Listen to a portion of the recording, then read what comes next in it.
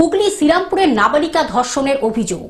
হুগলি শ্রীরামপুরের 25 নম্বর ওয়ার্ডে অভিযোগ ওঠে নির্যাতিতা কিশোরীর মা একটি বাড়িতে কাজ করতেন।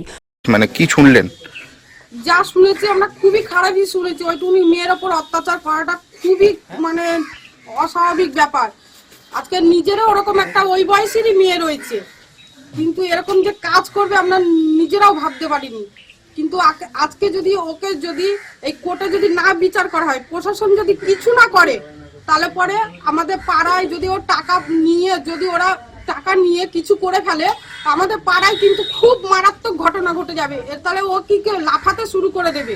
ওই বাড়ির ছেলের রাজই মাত্র 11 বছরের কিশোরীকে ডেকে নিয়ে যেত। এরপর একদিন কিশোরীটির পেটে যন্ত্রণা হচ্ছে বলে ছুটতে ছুটতে এসে মাকে জানায় যে তার সাথে নোংরা কাজ করেছে রাজ নামক ওই ছেলেটি। এই ঘটনায় পুলিশ অভিযুক্তকে গ্রেপ্তার করেছে।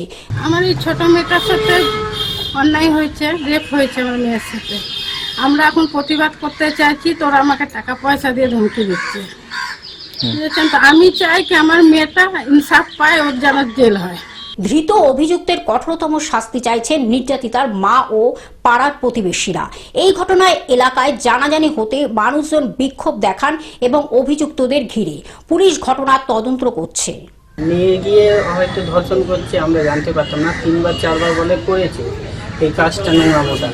তারপরে কিছুদিন পরে পেটে যন্ত্রণা উঠেছে। উনি ওর মাকে বলে কি, বাচ্চাটা মাকে বলে কি মা আমার পেটে একটু সমস্যা হচ্ছে। তো ডাক্তার দেখানো হলো রাত্রির বেলা। তো ওর মা বকাঝোকা করলো, তখন ও বললো কি না আমার সঙ্গে এরম এই টাকাটা করে।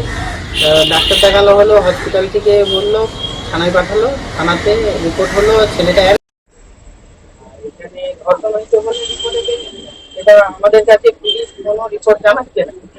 পুলিশকে আমরা বারবার করছি রিপোর্টগুলো আমাদের দিন। সবসময় কনস্টেবল একটা পাঠাচ্ছে, যে কোনো রিপোর্ট হচ্ছে কনস্টেবল করাচ্ছে, নিয়ে চলে এসছে, আমাদের দেখাচ্ছে না, কিছু বলছে না। হুগলি থেকে কৌশিক ঘোষের রিপোর্ট, গ্লোব নিউজ।